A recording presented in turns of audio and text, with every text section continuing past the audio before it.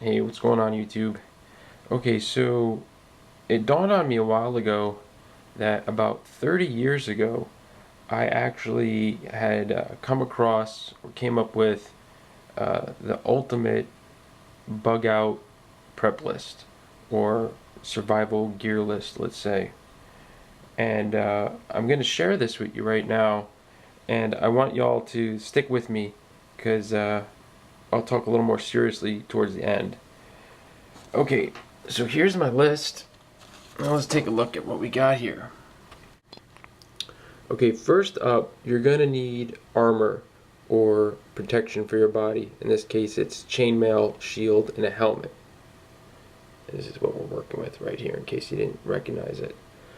Next up is your weaponry, which is in this case a long sword, a magical flaming trident, and 2 hand axes. Also here we have a bag of holding, and for those of you who don't know, that's a little sack that you can just keep filling it up, keep filling it up. You could put all sorts of stuff in it, and it always keeps like a really light weight, regardless of how much or what you put into it. Okay, we're going to take a look at the back. This is where the gear is listed, and you got your backpack, a belt, a water skin, a wine skin. Very important to have 2 different skins there. Tinderbox and accessories, a small sack, and a belt pouch. That's basically it for this guy. This is an old Dungeons and Dragons character, and I don't have any of my books with me. I just got lucky, and this happened to be stuffed in a book that I used to just use to do some writing. So it gave me the opportunity to make this this video. But obviously this is kind of a silly take on a list of prep gear. But the idea behind this is actually pretty realistic. If you're not familiar with Dungeons and Dragons or RPGs, basically what you do is you create a fictional persona, purchase all your gear at the beginning of the game, and you take this fictional persona and you interact in a storyline. And most of the time, you're basically just getting thrown out into the wilderness on some sort of crazy adventure. That's often how they start. So you really have you're left to your own wits and skills and your gear to survive. And literally, growing up playing this game, I've played hundreds and hundreds of scenarios, and each time, well, almost each time, let's say, simplify it, you're creating a new character and you're buying new gear, and you're creating new skills and whatnot to survive with. Now, over that course of time and all those characters, there is a very, very distinct minimum set of gear that you always use. In other words, like certain items, certain gear that is actually, it becomes a requirement. Not that it's in the rules of the game, but in playing the game so often, well, you're definitely going to need this. So I wanted to take this concept and delve into it a little bit here and speak seriously for a second. What I did is, again, I don't have my books with me, but I was able to find the basic book that we would use online. Jump back to the computer here for a second. You won't be able to see this, but so going what they would call the player's handbook, I took a list, and just by memory I tried to recall all the items that you would always purchase at the beginning of a new adventure. And let me just go ahead and run down them really quick.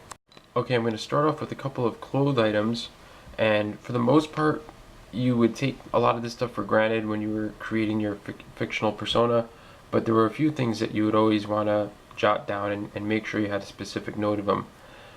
It would be a belt, a good pair of boots.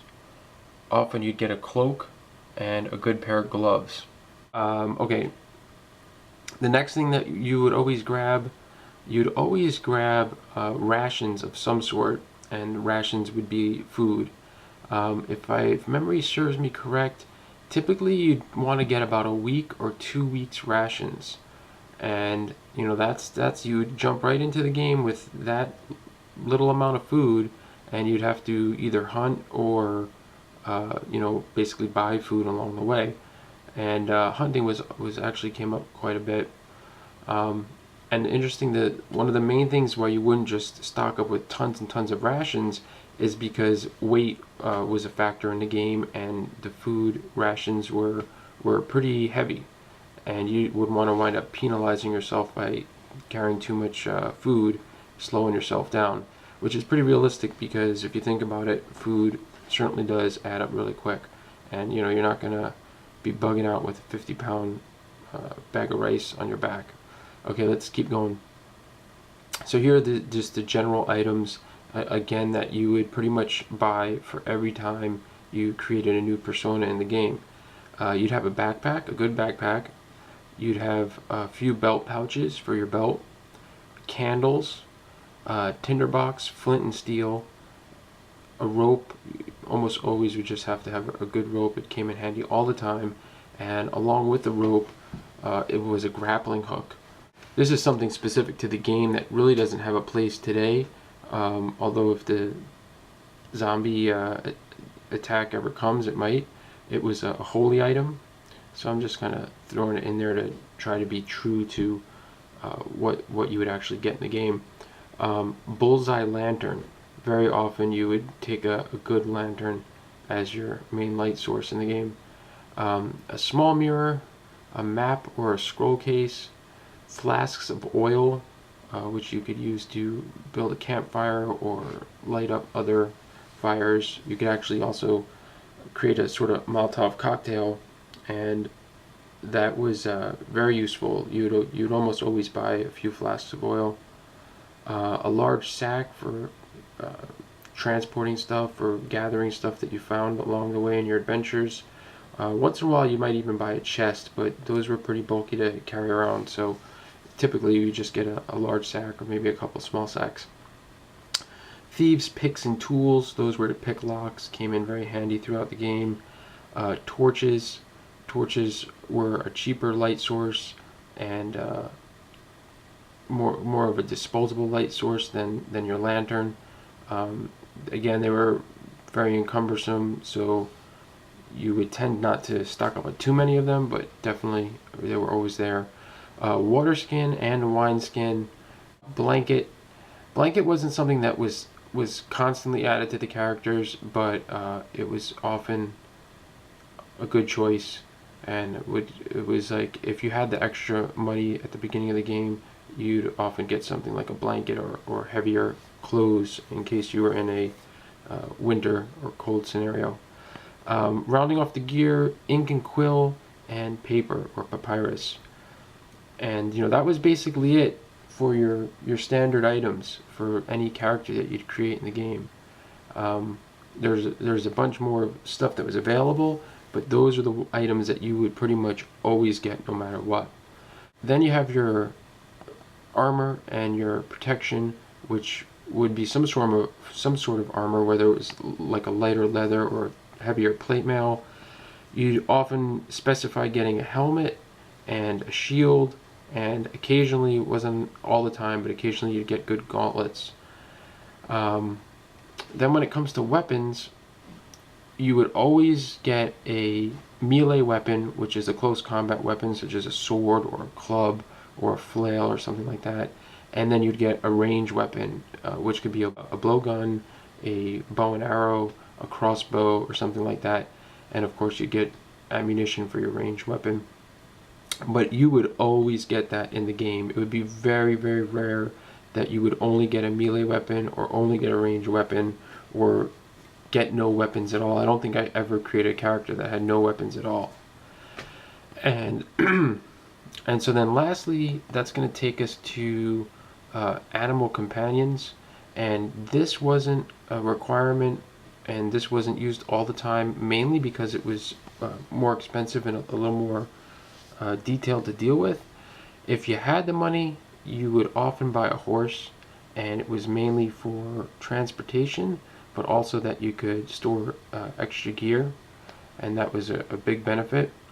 And then the other two animals that came into play fairly often were a dog, which could be specifically a hunting dog or a guard dog, and then the last animal was a hawk. Pretty handy, and they're a pretty cool animal companion to keep. So there you go. That's the list, created about 30 years ago, and those are the most basic required things at the beginning of this game, which is very comparable to a Bugout situation. And sure, it was a game, but if you think about it and you spend some time and look over that list, you know, you might be surprised on how useful that stuff really is in the real world and how practical it is. So, food for thought. Hope it helps, and hope maybe this video gave you a little chuckle for anybody that used to be into these. Alright, be good, YouTube. Later.